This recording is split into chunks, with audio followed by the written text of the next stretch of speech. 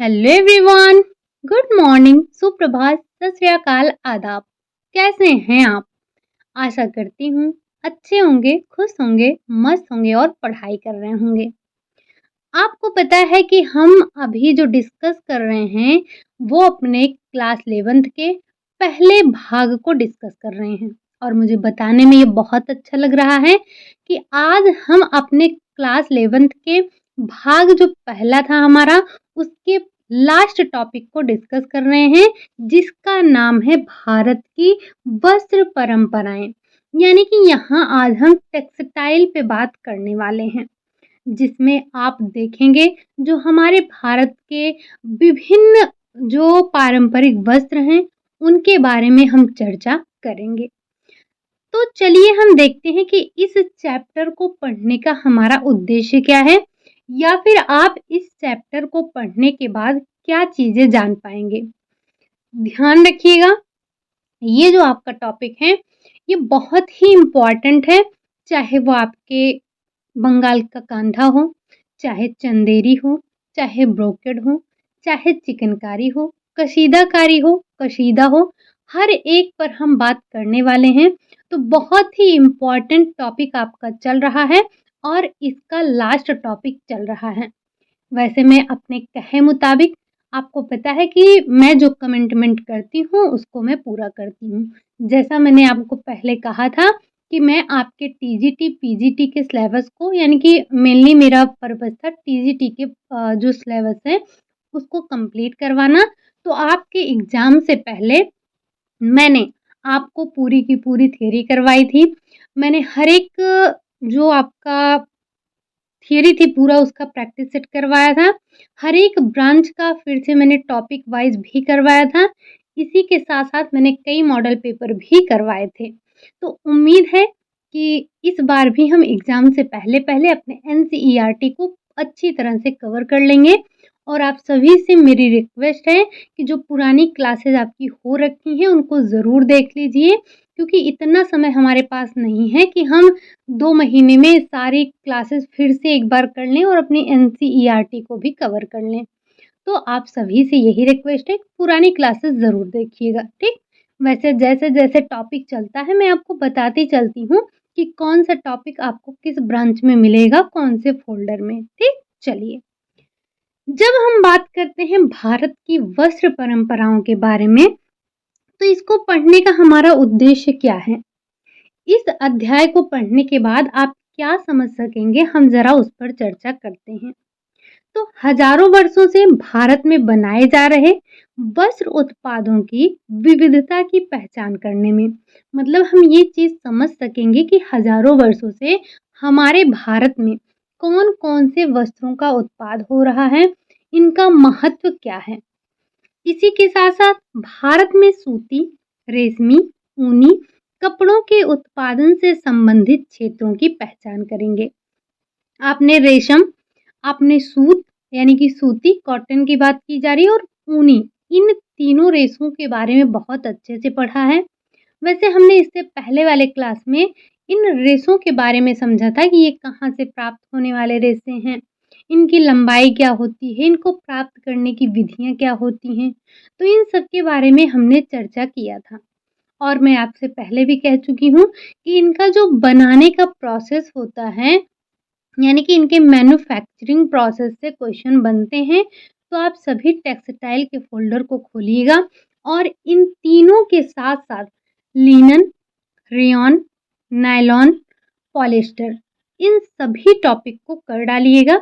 हालाँकि जितने भी टॉपिक हुए हैं रेशों से संबंधित, सारे के सारे टॉपिक इम्पोर्टेंट हैं। कोई सिंगल टॉपिक ऐसा नहीं है जिससे प्रश्न ना पूछे गए हों। अगर आप अपना पूरा का पूरा, जो पूरा पाँचों ब्रांच, पाँचों क्या हम अगर बोलें तो सातों ब्रांच हमने डिस्कस किया है, हर एक टॉपिक से क्वेश्चन उठे हैं। वो क्वेश्चन इम्पोर्टेंट हैं, तो आपको उन टॉपिकों को पढ़ जाना है, ठीक? चलिए, तो हम इन सभी रेसों के बारे में समझ सकेंगे। अगला है रंगाई की कल्पना, संकल्पना और वस्त्रों पर इसके प्रयोग का वर्णन करने में। मतलब यहाँ पर आपको कुछ रंगाई के बारे में समझने को मिलेगा। जैसे इससे पहले जो हमने रंगाई का चैप्टर देखा था, तो मैंने आपसे कहा था कि कुछ पॉइंट हैं जैसे स्टॉक, आपका डॉप डाई, स्टॉक, बाँधनी, इन सारे जो टॉपिक हैं वहाँ से प्रश्न नहीं लिया था, क्योंकि यहाँ पर हमें उनके बारे में चर्चा करनी है। तो जब हमें यहाँ पर चर्चा करनी है तो इसीलिए हमने वहाँ पर कुछ ऐसे हमारे रंगाई के टॉपिक थे जिनको मैंने वहाँ पर टच नहीं किया था, लेकिन इस टॉपिक में हमें पढ़ना है। अगला है देश के विभिन्न भागों की कशीदाकारी के विशिष्ट अभिलक्षणों की पहचान करने में।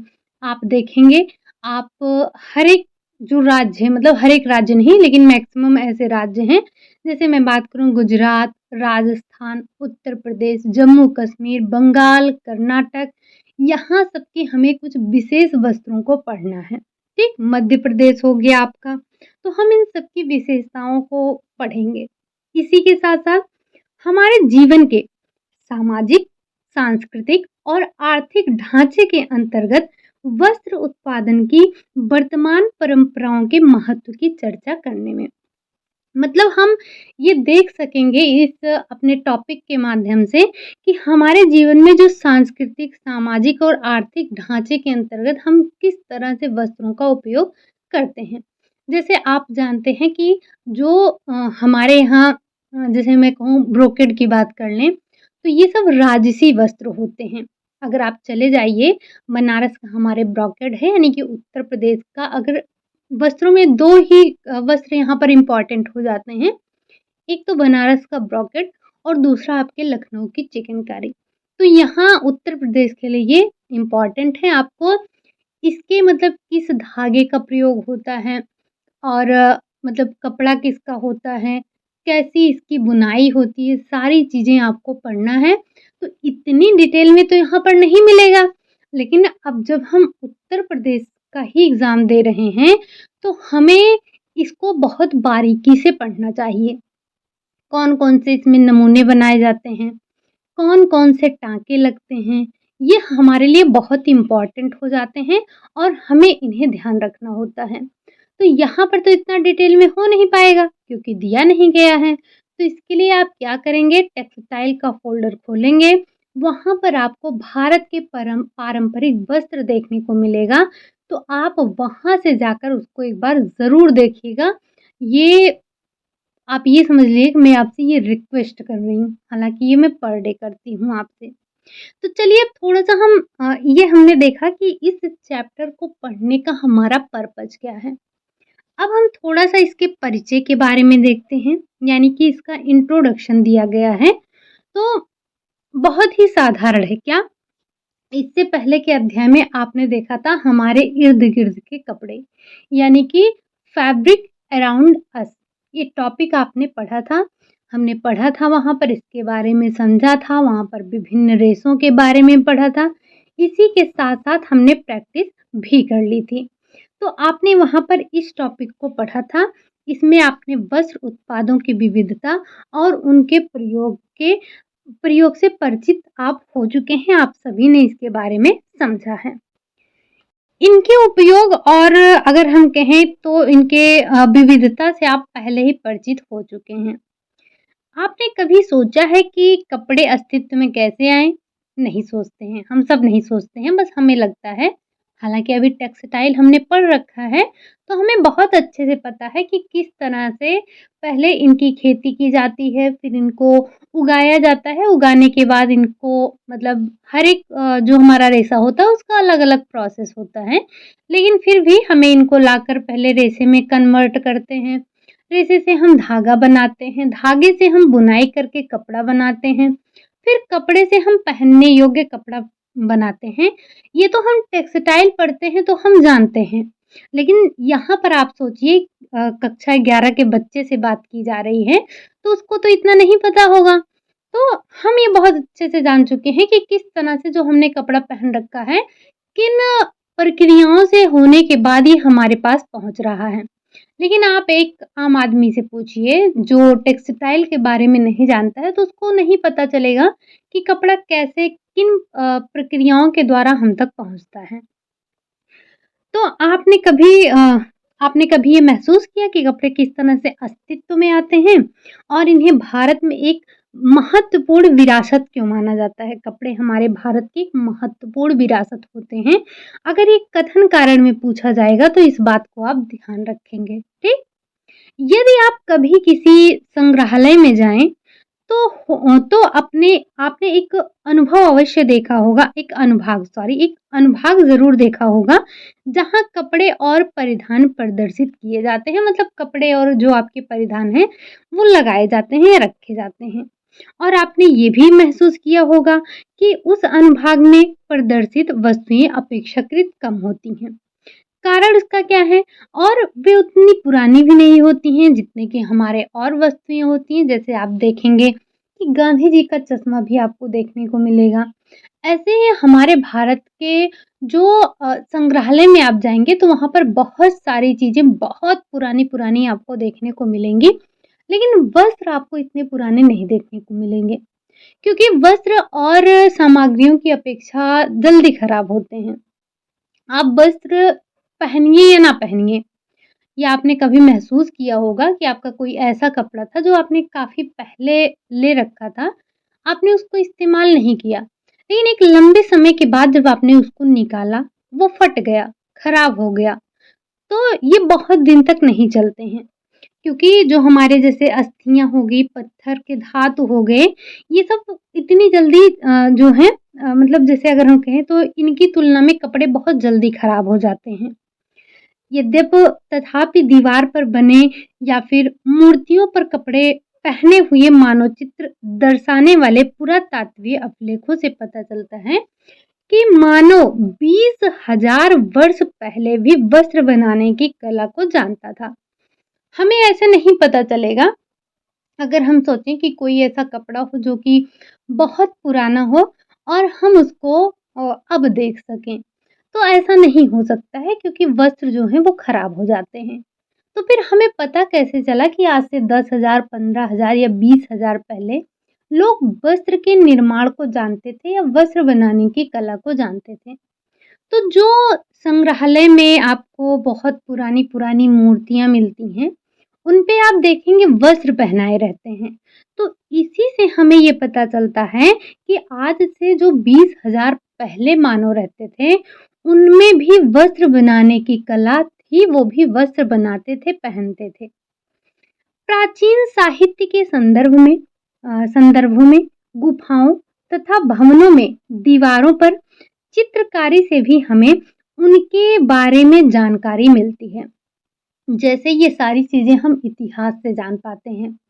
अब इतिहास से जानने के कई-कई सोर्स होते हैं।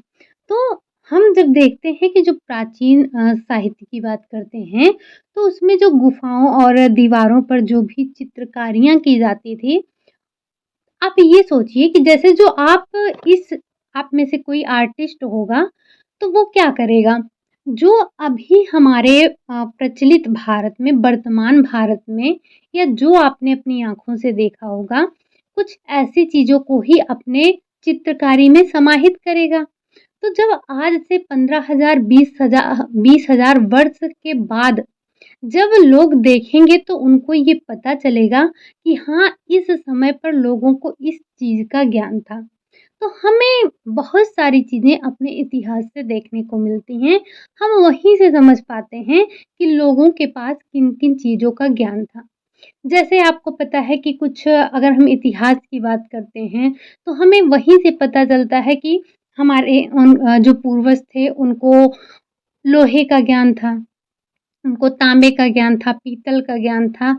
तो सारी चीज़ें हमें इतिहास से ही देखने को मिलती हैं। हम समझ पाते हैं कि किस काल में क्या चीज़ें प्रचलित हुई थी, ठीक?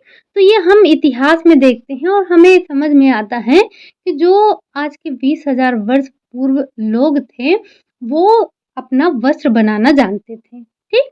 चलिए, आगे अगर हम बात करें तो वस्त्र सामग्रियों थोड़ा-सा ज़ूम करूँ ताकि आपको चीज़ें प्रॉपर दिख सकें। वस्त्र सामग्रियों ने प्राचीन काल से मानवों को मोहित किया है। ये सभ्यता का अनिवार्य अंग रही हैं। सभी प्राचीन सभ्यताओं के लोगों ने अपने प्रदेश में उपलब्ध कच्ची सामग्री के उपयोग के लिए तकनीकें या प्रौद्योगिकियां विकसित की थी। उन्होंने स्वयं अपने विशिष्ट डिजाइनों की भी रचना की और अलंकृत डिजाइनों वाले उत्पाद पैदा किए।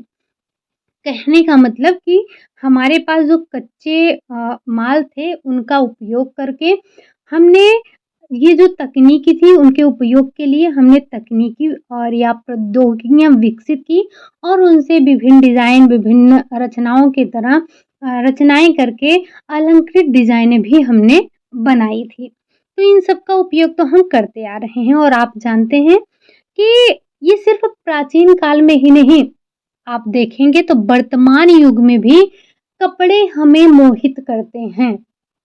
अगर कोई ऐसा व्यक्ति जिसके पास बिल्कुल भी मतलब वो बिल्कुल शांत है और ज्ञान उसके पास नहीं है, ज्ञान उसके पास नहीं है, लेकिन हाँ, अगर हम उसके पोशाक को देखते हैं, तो पोशाक को ही देखकर हम मोहित हो जाते हैं। मुँह खुलेगा तो वो अलग की बात है।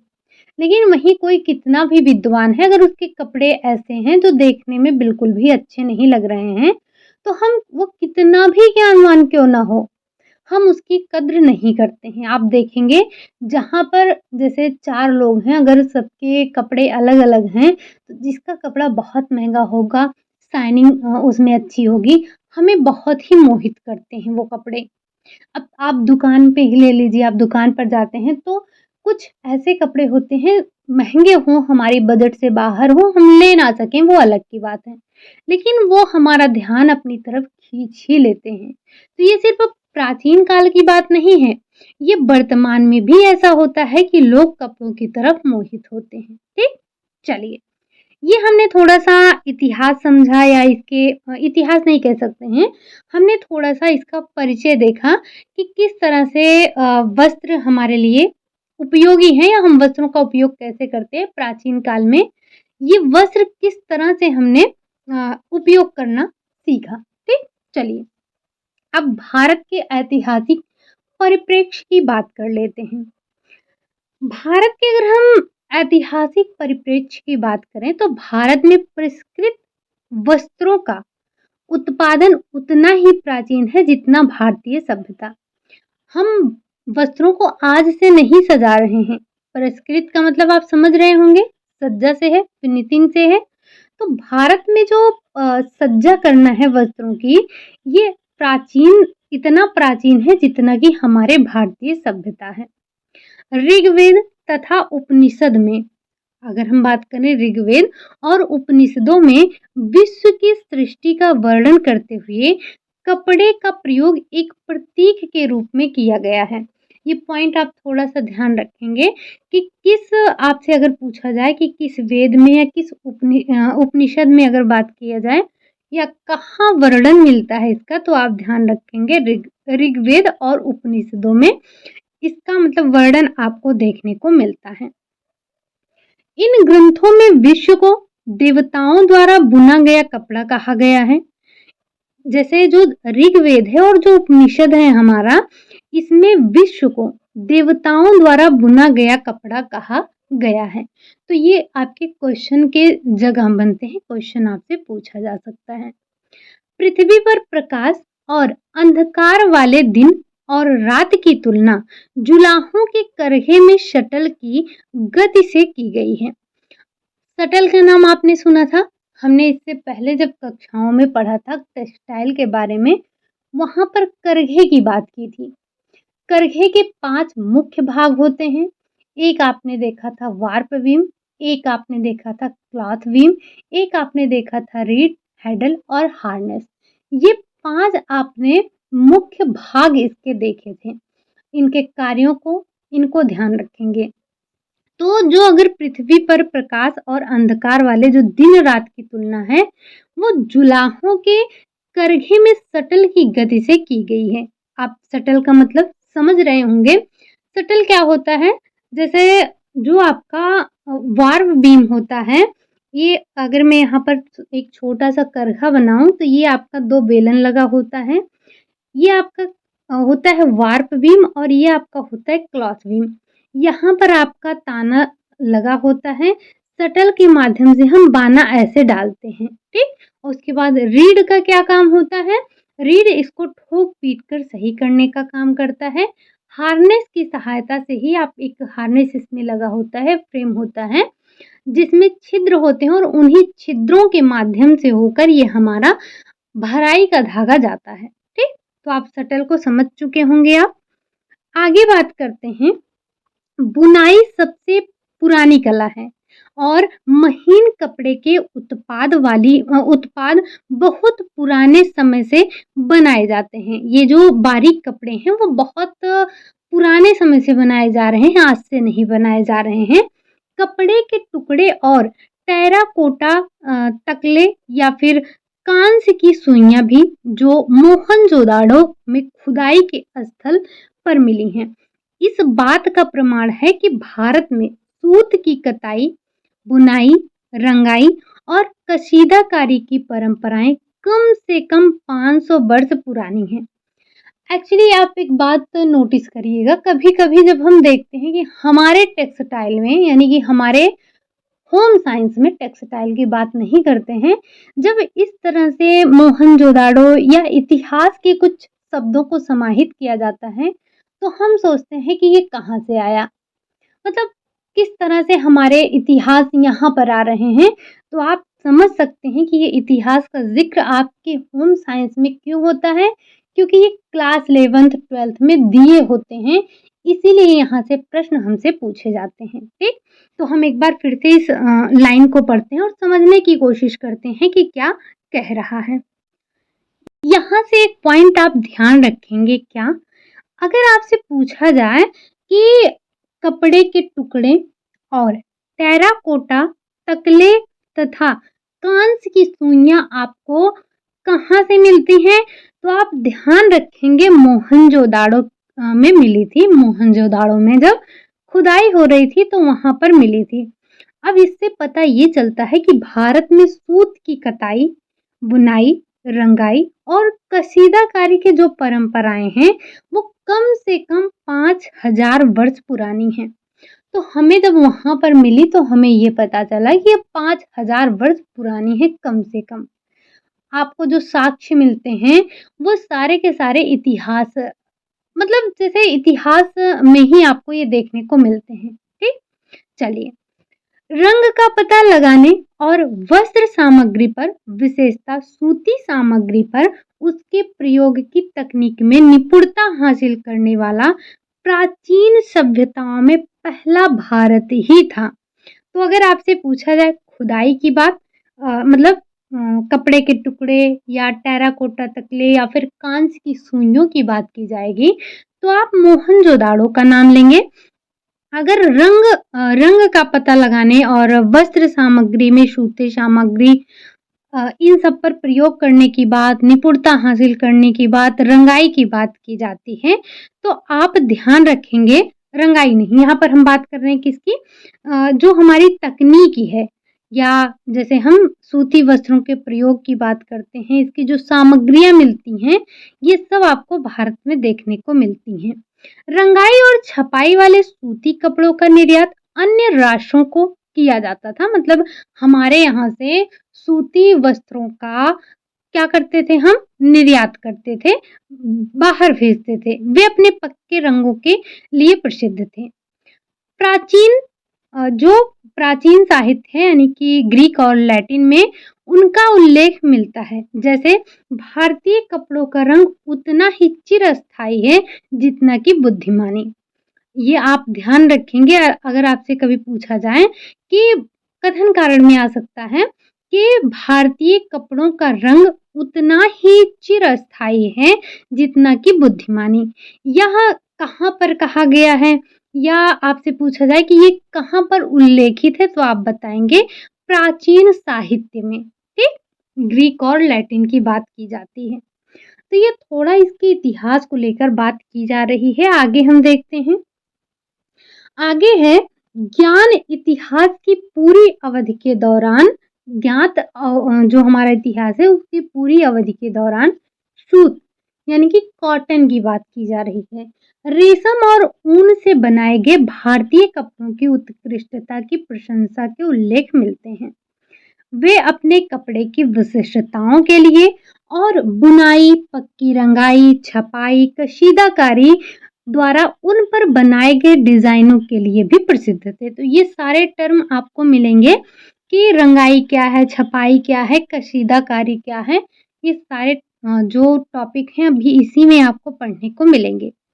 शीघ्र ही भारतीय कपड़े व्यापार जगत में लोकप्रिय हो गए। उन्होंने राजनीतिक संपर्कों में मदद की और अन्य देशों में ऐसे उद्योगों की स्थापना को प्रेरित किया। लगभग 15वीं शताब्दी से ही भारत वस्त्रों का सबसे बड़ा निर्यातक था। यूरोपीय राष्ट्रों द्वारा विभिन्न ईस्ट इंडिया कंपनियों की स्थापना भारत में वस्त्र व्यापार के साथ संबंधित थी। तो ये थोड़ा सा हमने इसके ऐतिहासिक परिप्रेक्ष्य को देखा, हमने समझा। तो यहाँ पर 4-6 पॉइंट ऐसे थे जो कि आपको ध्यान रखने हैं, किसी भी कभी भी आपके सामने प्रश्नों के माध्यम से आ जाएंगे। ठीक, चलिए, जब हम बात करते हैं अपने परंपरागत जो हमारे भारत के वस्त्र परंपराएं हैं, उसमें हमें 3 मुख्य रेशों का नाम देखने को मिलता है। वो 3 रेशे कौन-कौन से हैं? हम उन पर भी थोड़ी-थोड़ी चर्चा कर लेते हैं। तो अगर हम पारंपरिक रूप से भारतीय कपड़ों का उत्पादन की बात करते हैं, तो इसके साथ 3 प्रमुख या 3 मुख्य प्राकृतिक रेशों के साथ जुड़ा है हम यहाँ पर। अच्छा, ये भी ध्यान रखिएगा, जैसे जब हम भारत के परंपरागत वस्त्रों की बात करते हैं, इसमें हम प्राकृतिक वस्त्रों का ही उपयोग करते हैं, चाहे वो प्राकृतिक में आपका कृत्रिम हो, चाहे वो आपका प्राकृतिक में वानस्पतिक जगत का हो, जांतव जगत का हो, या हम उसमें जैसे सोने चांदी के तारों का भी उपयोग करते हैं। ठीक, जैसे ब्रोकेड वगैरह में हम सोने के तारों का उपयोग करते हैं। तो इसमें जो 3 रेशे हैं वो आपके कपास, रेशम और ऊन हैं। इन पर हम इनके महत्व के बारे में समझते हैं। कहने का मतलब, जब हमने पिछली बार रेशों के बारे में पढ़ा था, तो कपास, रेशम और ऊन, इन सब के बारे में चर्चा किया था। आज हम थोड़ा उसी के बारे में चर्चा करेंगे, लेकिन कुछ और बिंदुओं को समझने की कोशिश करेंगे। ठीक, सबसे पहले हम चर्चा करते हैं कपास पे, लेकिन फिर से आपसे वही बात कहूँगी, अगर आपने इसके सेपरेट क्लास नहीं ली है, यानी कि कपास का, लिनन का, ऊन का, रेशम का, रेयॉन का, नायलॉन का, जूट का, तो एक बार जाकर ज़रूर लीजिएगा, क्योंकि यहाँ से पॉइंट टू पॉइंट आपसे बातें की गई हैं और हर एक पॉइंट आपके लिए क्वेश्चन के फॉर्म में रखा जाता है। ठीक, चाहे इसके इतिहास की बात करें, चाहे इसके प्रकार की बात करें, चाहे इसकी मैन्युफैक्चरिंग की बात करें, चाहे इसकी विशेषताओं में भौतिक या रासायनिक किसी भी विशेषता की बात करें, हर एक बिंदु से आपसे प्रश्न पूछा गया है। तो चलिए सबसे पहले कपास के बारे में समझते हैं। भारत कपास का घर है, ये हम बहुत अच्छे से जानते हैं कि कपास का जन्मदाता देश कौन सा है, तो वो अपना भारत है। कपास की खेती और बुनाई में उसका प्रयोग प्रागैतिहासिक काल से विदित है, मतलब हमें प्रागैतिहासिक काल से पता है। यहाँ विकसित कताई और बुनाई की तकनीकों से ऐसे कपड़े बनाए गए जो अत्यंत ही बारीक और अलंकृत होने के कारण प्रसिद्ध हो गए। मतलब जब हम अपने कपास की बात करते हैं, तो कपास के वस्त्र अपनी बारीकी के लिए जाने जाते हैं और ये अपनी सजावट के लिए जाने जाते हैं, और मतलब इस तरह से इनकी सजावट, इनकी कलाकृति प्रसिद्ध है कि ये इनके लिए बिल्कुल प्रसिद्ध हो गए हैं। कपास का चलन भारत से सारे संसार में फैल गया। कपास का व्यापार होता था। इस बात की जानकारी बेबीलोन के प्राचीन देश में पुरातात्विक खुदाई से मिली हड़प्पा की मोहरों से मिलती है। अब फिर यहाँ से मैं आपसे कहूँगी कि जो भी आपको ऐतिहासिक पॉइंट मिल रहे हैं, इनको ध्यान रखिएगा, क्योंकि जब हम अपनी बड़ी बुकें पढ़ते हैं, तो इस तरह से वहाँ पर इतिहास का ज़िक्र इतनी बारीकी से तो नहीं मिलता है। ठीक? तो ये आपको कहाँ से मिलता है इसके इतिहास की जानकारी, कपास की जानकारी? तो ये आपको बेबीलोन के प्राचीन देश में पुरातात्विक खुदाई में मिली जो हड़प्पा की मोहरें हैं, उनसे देखने को मिलता है। जब रोमन और ग्रीक लोगों ने कपास को पहली बार देखा, उन्होंने इसे पेड़ों से उगाने वाला ऊन समझा। मतलब उन्हें लगा कि ये जो कपास है, ये पेड़ों से उगाने वाला ऊन है, ठीक? कपास की कटाई के साथ उनके अनेक जो किस्से हैं वो जुड़े हैं। अगर हम कपास की कटाई की बात करें तो इसके साथ अनेक किस्से जुड़े हैं।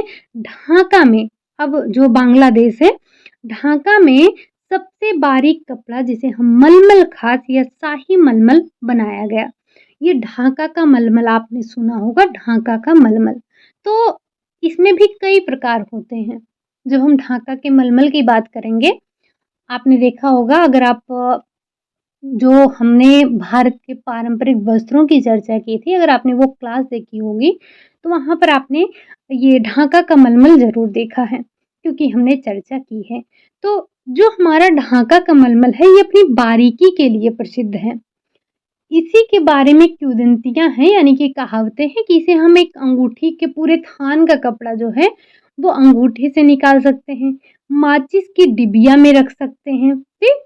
और इसकी कुछ विशेषताएँ भी हैं जो कि आगे दी गई हैं। तो इसमें जो बारीक तो कपड़ा होता है, लेकिन इसमें भी जो मलमल खास होता है या जिसे हम शाही मसलिन कहते हैं, ये सबसे बारीक है और ये सबसे पहले बनाया गया। वह इतनी बारीक थी कि आसानी से आँखों से दिखाई ही नहीं पड़ती थी और उसे काव्यात्मक नाम दिए गए थे, वत हवा, यानी कि बुनी हुई हवा। आवे रवा, बहता हुआ पानी, शबनम, शाम की ओस। ये नाम ध्यान रखिएगा, ये विशेषताएँ हैं। आपसे पूछा जाता है कि जो ढाका का मलमल है, उसकी विशेषताओं में शामिल है, तो आप कहेंगे, जैसे ये आपने पढ़ा होगा, बुकों में दिया गया है, वक़्त हवा, अवेरवा, शबनम, ठीक? तो ये शाम की बूँद या ओस की बूँद ऐसे दिया रहता है। जामदानी या बंगाल तथा उत्तर भारत के भागों के कपास के उपयोग से पारंपरिक रूप से बुनी जाने वाले अलंकृत मलमल भारतीय बुनाई का सर्वोत्तम ब्रोकेड उत्पाद है। तो ये आपका क्या है? अगर हम बात करते हैं कि जामदानी जो है या बंगाल तथा उत्तर भारत के भागों के जो कपास के उपयोग से पारंपरिक रूप से बनाई गई, सजाई गई जो मलमल है, उसे हम भारतीय बुनाई का सबसे अच्छा ब्रोकेड उत्पाद कहते हैं या ब्रोकेड उत्पाद होता है, ठीक? ये कपास की विशेषता बताया जा रहा है, ठीक? चलिए, आगे है आपका कि नियमित बुनाई में बाने का धागा एक विशिष्ट अनुक्रम में ताने के धागे के ऊपर और नीचे चलता है। मैंने आपको बताया था कि ताने का धागा ये होता है लंबाई में और बाने का धागा ये आपका चौड़ाई में चलता है, ठीक? परंतु जब रेशमी, सूती या सोने चांदी के धागों से ब्रोकेड डिजाइनों की बुनाई करनी हो, तो इन धागों को नियमित बुनाई के बीच में जड़ दिया जाता है, मतलब जड़ाई का काम किया जाता है। पैटर्न बनाने के लिए प्रयुक्त फाइबर के द्रव्य के आधार पर सूती ब्रोकेड, रेशमी ब्रोकेड या फिर जरी ब्रोकेड हो सकते हैं। मतलब जैसे जो जड़ाई का काम उसमें किया जा रहा है, तो अगर आप सूत का उपयोग कर रहे हैं, सूती का, तो सूती ब्रोकेड, रेशमी ब्रोकेड। अगर आप धातुओं से बना रहे हैं तो धात्विक ब्रोकेड आपका हो जाता है। इसी के आगे अगर हम बात करें तो सूती कपड़ा बनाने में निपुणता के अतिरिक्त भारत की सर्वोच्च वस्त्र उपलब्धि चटकीले पक्के रंगों के साथ सूती कपड़े में पैटर्न बनाने की थी। अगर हम इसकी निपुणता की बात करते हैं तो इसके अलावा भारत में जो भी उपलब्ध चटकीले पक्के रंग थे, उसके साथ सूती कपड़े में पैटर्न बनाने की थी। 17वीं शताब्दी तक केवल भारत ही सूत को रंगने की जटिल प्रक्रिया में पारंगत था, जो केवल सतह पर रंजकों को लगाना नहीं था, बल्कि वे पक्के और अस्थायी रंग बनाते थे। मतलब अगर हम बात करें तो रंगों की अगर प्रचलन की बात करें या रंगाई की बात करें, तो 17वीं शताब्दी तक भारत ही इसमें निपुण था, जो कि अच्छे रंगों का उपयोग करता था और साथ ही साथ इसमें अस्थायी रंग भी बनाता था। यूरोपीय फैशन तथा बाजार में भारतीय छींट यानी कि छपाई और चित्रकारी वाला सूती कपड़ा, इसने क्रांति ला दी। भारतीय शिल्पकार संसार के सर्वोत्तम रंगरेज थे। यानी कि अगर हम यूरोपीय फैशन और बाजार में बात करें तो वहाँ पर हमारे भारतीय कला वस्त्रों से संबंधित जो छपाई और चित्रकारी थी, उसने अपना रंग जमाया। मतलब एक हम कह सकते हैं कि क्रांति ला दी वहाँ पर। और भारतीय जो शिल्पकार थे संसार के सर्वोत्तम रंगरेज कहलाए। सूत की बुनाई सारे भारत में होती है। अनेक स्थानों पर अब भी बहुत बारीक धागा काता जाता है, लेकिन थोक उत्पाद मोटे धागे का ही होता है। विविध उत्पाद अलग-अलग डिजाइनों तथा रंगों में बनाया जाता है और देश के विभिन्न भागों में उसका विशिष्ट प्रयोग होता है। एक्चुअली हमने यहाँ पर ना कपास की विशेषताओं के बारे में चर्चा की और थोड़े से उसके ऐतिहासिक परिप्रेक्ष्य को देखा है। अब इसी तरह से हम रेशम और ऊन के बारे में भी समझेंगे, क्योंकि हमने इसके बारे में कि इसकी बारीकी कैसे होती है, इसका उत्पाद कैसे होता है, ये सब इससे पहले वाले चैप्टर में देखा था। तो अब बात कर लेते हैं रेशम की। एक्चुअली ये आपका ना 3 यहाँ पर विशेष 3 वस्त्र की बात की गई है। तो मैं ये सोच रही थी कि ये तीनों वस्त्र अगर आज हम खत्म कर लेंगे, तो कल से हम बढ़ चलेंगे अपने भारत के जो परंपरागत वस्त्र हैं, यानी कि जैसे हमारे ब्रोकेड हो गए, चिकनकारी हो गई, चंदेरी हो गई, इन सब की बात हम करने लगेंगे। मेरा उद्देश्य है कि मैं इस वीक में, मतलब मैंने एक गोल बनाया है कि मैं इस वीक में आपके इस क्लास 11th के पहले भाग को कंप्लीट कर दूं। तो उम्मीद है कि आप सभी लोग मेरा साथ देंगे और आपके साथ के साथ मैं इसे कंप्लीट कर लूंगी इसी सैटरडे तक। ठीक, चलिए अब हम बात कर लेते हैं रेशम की। अच्छा, आप सभी से मेरी एक गुजारिश है, अगर आप में से किसी को ऐसा लगता है कि स्पीड कम है तो प्लीज़ आप अपनी तरफ से स्पीड बढ़ा लीजिएगा। अगर मैं स्पीड बढ़ाऊँगी तो आपको चीज़ें क्लियर नहीं समझ में आएँगी। लेकिन अगर आप स्पीड बढ़ाकर देखेंगे तो आपको चीज़ें वहाँ पर समझ में आएँगी। तो इसीलिए मुझे स्पीड ना बढ़ाने के लिए कहिएगा, आप स्वयं अपने फ़ोन में स्पीड बढ़ा लीजिएगा, ठीक? चलिए, अब बात कर लेते हैं ऐसे ही रेशम की। हमने अपने कपास की बात कर ली। रेशम की अगर हम बात करते हैं, तो भारत में रेशम के कपड़े प्राचीन काल से बनाए जाते हैं। पहले एक अध्याय में हम पढ़ चुके हैं कि रेशम का मूल चीन में था। हाँ, ये हम जानते हैं कि रेशम का जन्मदाता कौन है? चीन है।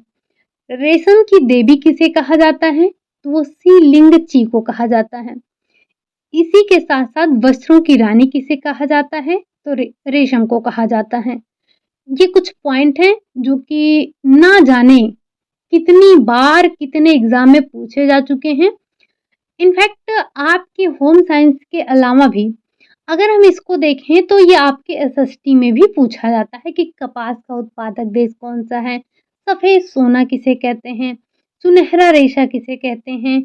इसी के साथ साथ आपका रेशम को क्या कह सकते हैं, रेशम का जन्मदाता कौन है। और मतलब कई ऐसे बिंदु हैं, जैसे मैन्युफैक्चरिंग को छोड़ दिया जाए तो कुछ इसकी विशेषताओं से प्रश्न पूछे जाते हैं आपके एसएसटी वाले पार्ट में भी। ठीक, चलिए, तो हम ये बहुत अच्छे से पहले, इससे पहले वाले जब हमने रेशम की बात की थी तो वहां पर देखा था कि मूल इसका जो है वो चीन है, परंतु कुछ रेशम का प्रयोग भारत में भी किया गया होगा।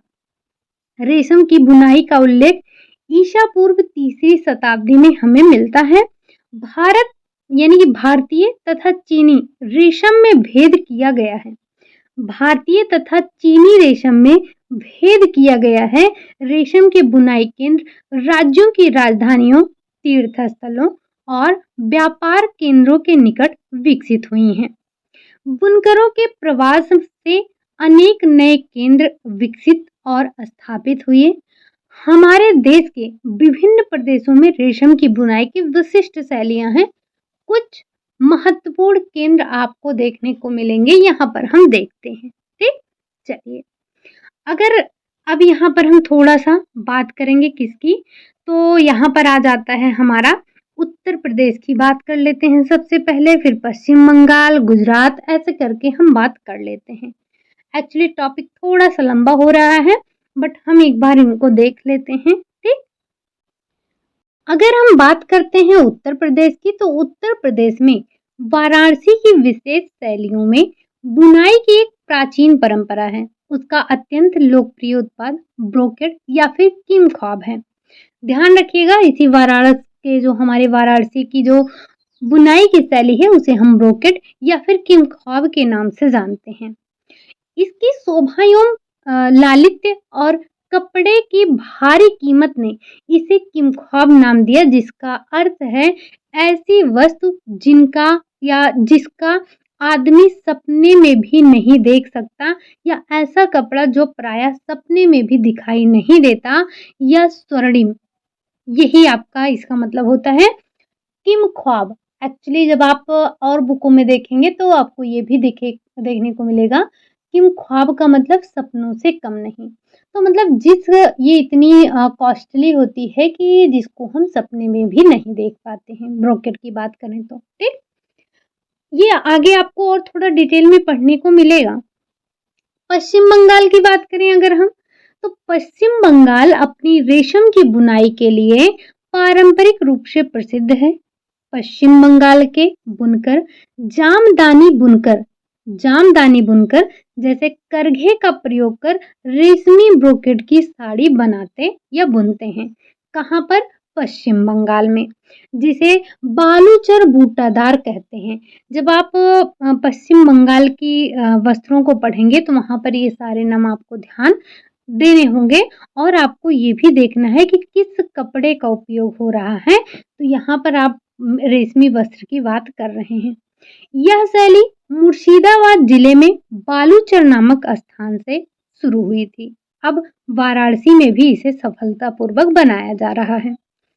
यहाँ प्लेन बुने हुए कपड़े को रेशम के बिना बटे धागे से ब्रोकेड किया जाता था या किया जाता है।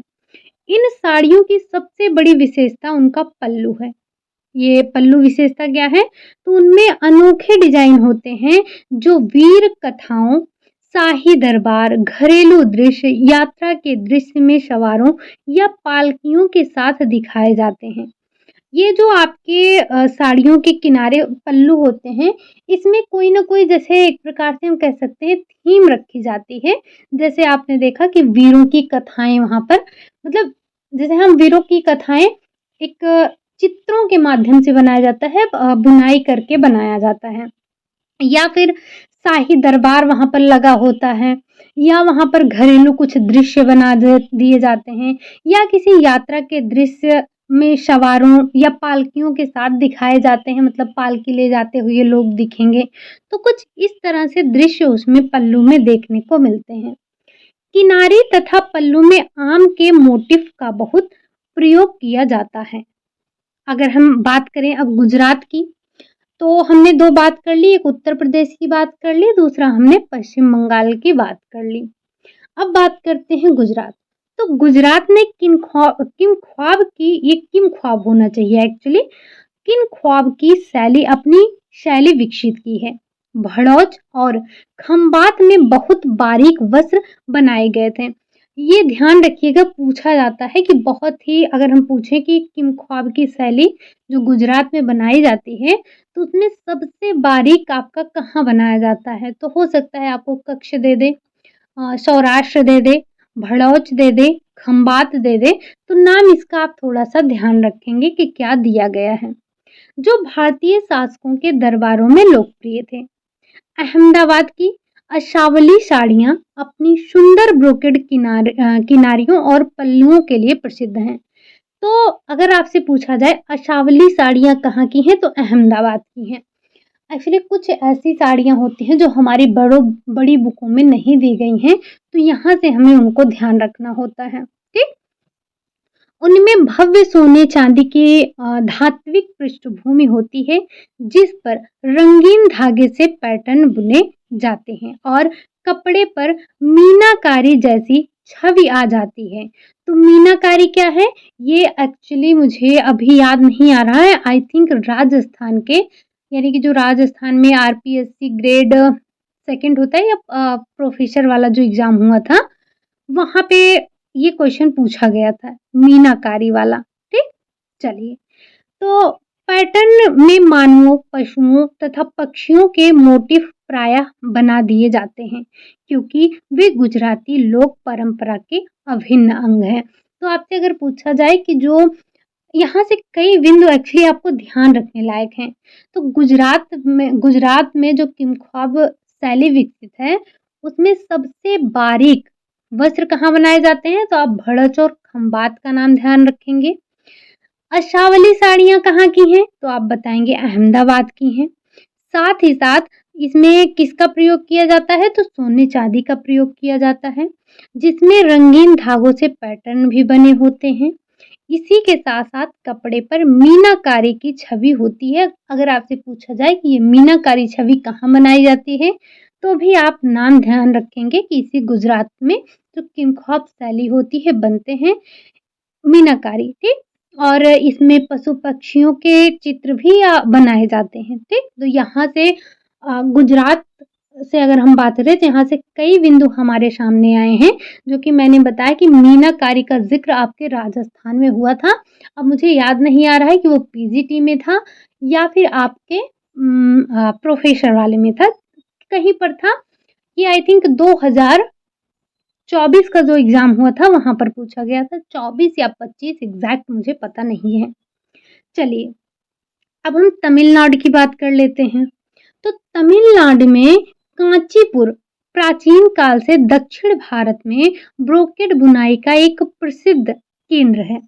तमिलनाडु में कौन सा क्षेत्र प्रसिद्ध है? तो आप बताएंगे कि कांचीपुर जो है वो प्रसिद्ध है।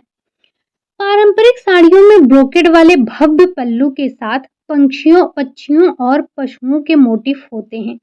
दक्षिण भारतीय कपड़ों में गहरे रंग जैसे लाल, बैगनी, नारंगी, पीला, हरा, नीला ऐसे रंगों का मुख्यतः उपयोग किया जाता है।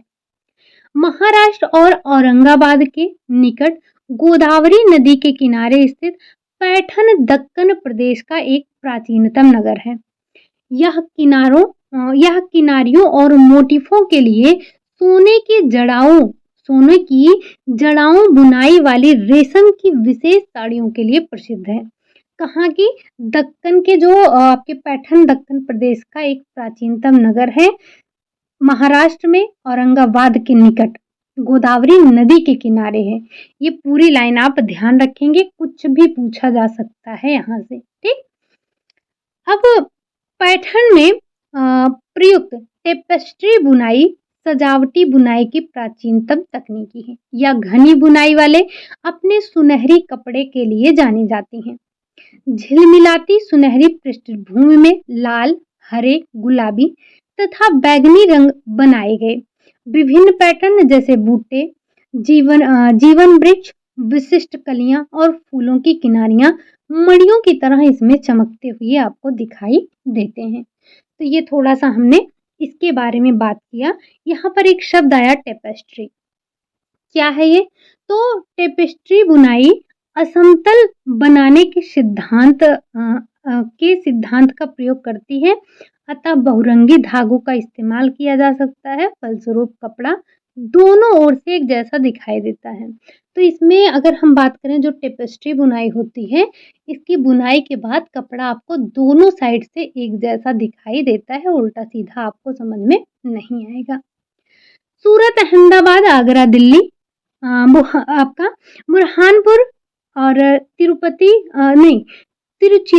तिरुचिरापल्ली और तंजावुर जरी ब्रोकेड बुनाई के पारंपरिक रूप से प्रसिद्ध अन्य केंद्र है। लेकिन अगर आपसे पूछा जाएगा ब्रोकेड कहाँ का है, तो आप ये दिमाग में बैठा लीजिए कि ब्रोकेड का नाम जब भी आएगा उत्तर प्रदेश हमारे सामने आना चाहिए, ठीक? बाकी ये जो नाम दिए गए हैं यहाँ सब जगह भी बनाए जाते हैं। ऐसा नहीं है कि गुजरात की पटोला सिर्फ गुजरात में ही बनती है, विभिन्न राज्यों में भी बनाए जाते हैं, लेकिन जब हमसे पूछा जाता है तो हम उसी का नाम लेते हैं। अब बढ़ चलते हैं, थोड़ा हम कपड़ों को देख लेते हैं। ये आपकी है कांचीपुरम, जो कि बनाई जा रही है। इसी के साथ-साथ आप नीचे देख सकते हैं, एक आपका किंग ख्वाब हो गया। ये आपका क्या है? ये आपका किंग ख्वाब हो गया। इधर आपको बालूचर बूटेदार देखने को मिल रहा है। यहाँ पर आपको पैठनी देखने को मिल रही है, ये आपकी पैठनी है, ठीक? चलिए, अब आगे चलते हैं, क्या दिया गया है? बनारस का ब्रोकेड दिया गया है, आई थिंक आप सभी ने देखा होगा। इसी के साथ कुल्लू शॉल की बात की जाती है, हालाँकि हमने यहाँ पर पढ़ा नहीं है, बट कुल्लू शॉल आपके अभी हाल ही के एग्ज़ाम में आया था। कुल्लू नहीं, एक्चुअली आपके कन्नी शॉल आया था, सॉरी, कुल्लू नहीं, आपके कन्नी शॉल आया था। और आगे अगर हम बात करें साल जमावर, यानी कि जमावर की बात की जाती है, शॉल की बात की जाती है, तो ये कुछ हमारे भारत के पारंपरिक वस्त्र थे जिनको हमने देखा। अब चलिए हम थोड़ा-सा आगे बात कर लेते हैं ऊन के बारे में, जो कि आज का हमारा लास्ट पॉइंट होगा, उसके बाद हम कल चर्चा करेंगे। क्लास आपकी थोड़ी-सी लंबी हो रही है तो परेशान मत होइएगा, क्योंकि इसको हमें जल्द से जल्द समाप्त करना है। हमें अपने अगले पार्ट को डिस्कस करना है, ठीक? चलिए, अब हम थोड़ा-सा देखते हैं ऊन के बारे में।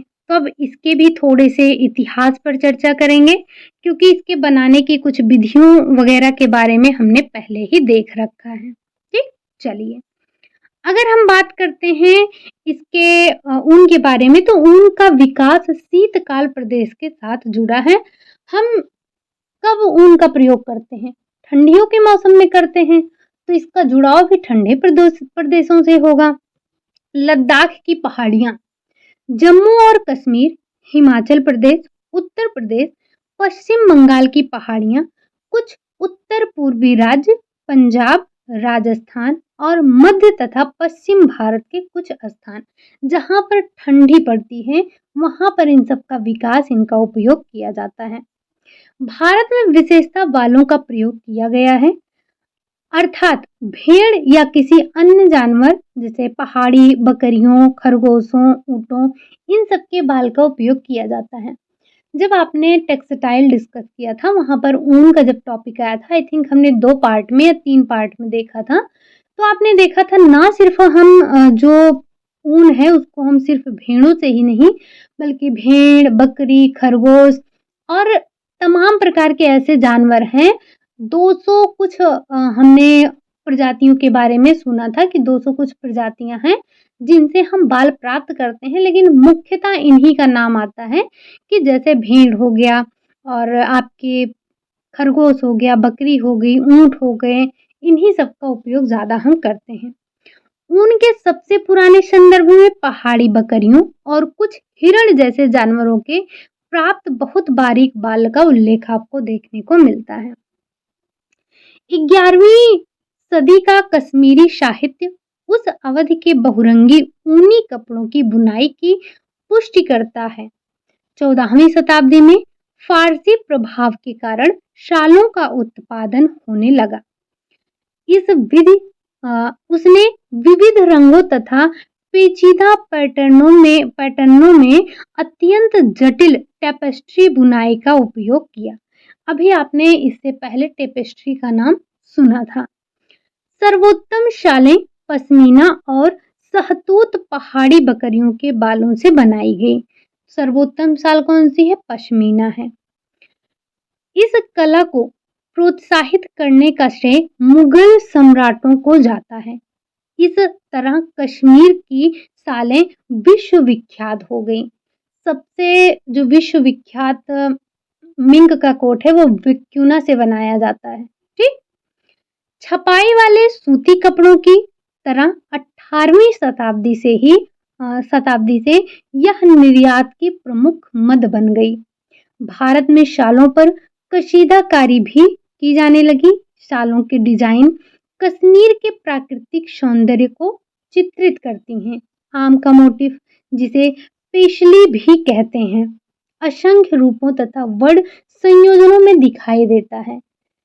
अगर हम थोड़ा सा यहाँ पर बात करें, कहा जाता है कि जमावर शालों की शैली अकबर ने शुरू की थी।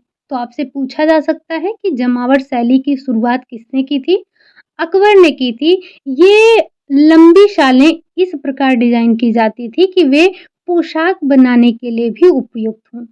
जामा और लबादा या फिर आपका वार अर्थात लंबाई अपने संग्रहालयों में चित्रकारी और पुस्तकों के चित्रों में देखा होगा कि मुगल शासक प्रायः पेचीदा डिजाइनों में चौड़े कंधे वाले परिधान पहनते थे। तो ये एक्चुअली जो कश्मीर वगैरह में जो ये आपकी कढ़ाई की जाती है, डिजाइन बनाए जाते हैं, कहा जाता है कि ये जमावर शालों का उपयोग आपने अकबर ने शुरू किया था। अगर हम इसी में हिमाचल प्रदेश की बात करें तो हिमाचल प्रदेश की शालें अधिकांशतः सीधी क्षैतिज पंक्तियों, बैंडों तथा धारियों में, जिनमें एक दो खड़ी धारियां भी होती हैं, समूहित कोणीय ज्यामितीय मोटिफ में बनाई जाती हैं। तो अगर आपसे पूछा जाए कि कोणीय ज्यामितीय मोटिफ कहाँ देखने को मिलते हैं, तो आप बताएंगे हिमाचल प्रदेश में। कुल्लू घाटी, कुल्लू शॉल आपने नाम सुना था। कुल्लू घाटी विशिष्ट रूप से शालों और अन्य अनेक ऊनी वस्त्रों की बुनाई पट्टू, क्या नाम है, पट्टू और दोहरू पुरुषों के लिए लबादे के लिए प्रसिद्ध है। तो ये नाम ध्यान रखेंगे क्या कि पट्टू और दोहरू कहाँ के हैं, तो ये आपके हिमाचल प्रदेश के हैं। किससे बनते हैं, ऊन से बनते हैं। किसके वस्त्र हैं, तो पुरुषों के लिए हैं। इसको क्या कहते हैं, तो लबादा कहते हैं। ठीक, ये एक्चुअली आपके जैसे वन लाइनर वाले क्वेश्चन बनते हैं। हाल के वर्षों में अन्य स्थानों पर भी शॉल की बुनाई को महत्व दिया जाने लगा है।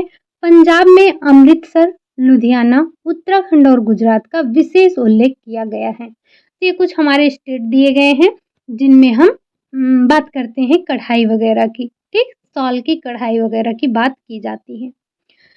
तो उम्मीद है कि ये आपने जो 3 प्रमुख रेशों की विशेषताएं समझी, इसके इतिहास को समझा, आपने अच्छे से समझा होगा और साथ ही साथ आपने इसके थोड़ी से ऐतिहासिक परिप्रेक्ष्य को भी समझा हमारे रेशों के। तो उम्मीद यही है कि सेशन आपको समझ में आया होगा।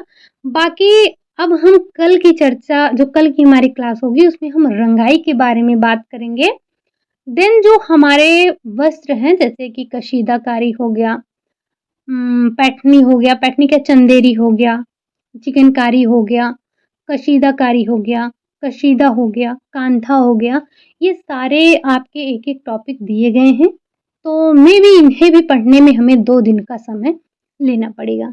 तो कुल मिलाकर अभी 3 दिन इसे हमें पढ़ना है। आज है क्या आपका? आज है Tuesday, Wednesday, Thursday, Friday, Saturday. यानी कि अगर आपका ये समाप्त हो जाएगा तो मुझे इस बार संडे को प्रैक्टिस करवाना पड़ेगा। चलिए देखते हैं, जैसा भी होगा क्लास लिया जाएगा और इसे जल्द से जल्द समाप्त करने की कोशिश की जाएगी। उम्मीद है कि सेशन आपको समझ में आया होगा। क्लास अगर अच्छी लगी हो तो लाइक कर दीजिएगा। और हाँ, आपके लिए एक ज़रूरी इन्फॉर्मेशन है, ये मुझे पहले ही देना चाहिए था, आप में से कुछ लोग चले भी गए होंगे। खैर कोई बात नहीं, आप जब कम्युनिटी पोस्ट पर जाएंगे तो वहाँ पर मैं कुछ आपके लिए ये आपके चाइल्ड डेवलपमेंट से कुछ ऐसे पोस्ट करती हूँ जो कि आपके लिए इम्पोर्टेंट है। एक बार आप देख लीजिएगा उनको, उसमें कुछ पॉइंट दिए गए हैं, पढ़ लीजिएगा। और साथ ही साथ, क्योंकि इसके बाद जो हमारा स्टार्ट होगा वो टॉपिक आपके इसी चाइल्ड डेवलपमेंट से ही है, वृद्धि और विकास को लेकर है, तो हम कुछ वहाँ पर चर्चा करेंगे। इसके लिए थोड़ा-सा अभी से आप अपने पोस्टर को देखते हुए रहा करिए और लाइक वाइक कर दिया कीजिए। आप में से जो लोग पहली बार आए हैं चैनल पर, सब्सक्राइब कर लीजिएगा। कमेंट बॉक्स में ज़रूर बताइएगा कि क्लास आपको कैसी लगी। आप में से कुछ लोग कमेंट करते हैं, बहुत अच्छा मोटिवेशन मिलता है। और सबसे अच्छी बात क्या है पता है, कि यहाँ पर कोई डीमोटिवेट करने वाला नहीं है। मतलब अगर आप में से काफ़ी लोग कमेंट नहीं करते हैं तो हाँ, थोड़ा-सा अच्छा नहीं लगता है, लेकिन फिर भी जो लोग कमेंट करते हैं बहुत अच्छा लगता है, दिल को बहुत सुकून मिलता है। और सबसे बड़ी बात तो यही होती है, कोई नेगेटिव कमेंट करने वाला अपने पास नहीं है, जो भी है जेन्युइन है, पढ़ते हैं, समझते हैं चीज़ों को। अगर आप चीज़ों को समझेंगे, आपके लिए ही अच्छा होगा। बाकी मिलते हैं अगली क्लास में, तब तक के लिए खुश रहिए, मस्त रहिए। और हाँ, चैनल को सब्सक्राइब कर लीजिए, क्योंकि आपके इस चैनल की जो फैमिली है वो 3K होने में बस लगभग 20 लोगों की कमी है, तो फटाफट जोड़ लीजिए सबको। मिलते हैं आपसे कल की क्लास में, तब तक के लिए बाय बाय, टेक केयर।